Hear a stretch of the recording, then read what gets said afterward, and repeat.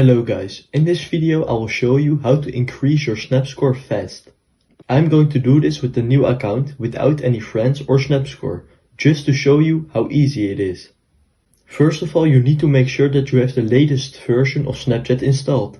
You can check this by opening up the App Store and search up Snapchat. If there is an update icon, you still need to update it. After you made sure it's updated to the latest version, you need to open it.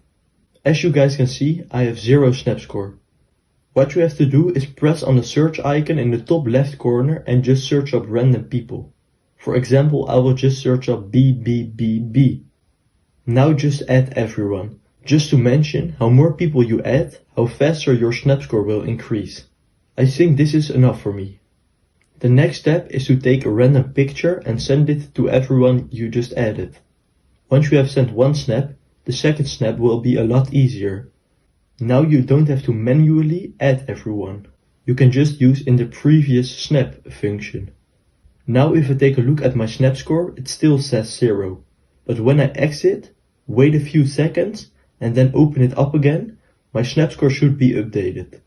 Thank you for watching and don't forget to subscribe for more tutorials.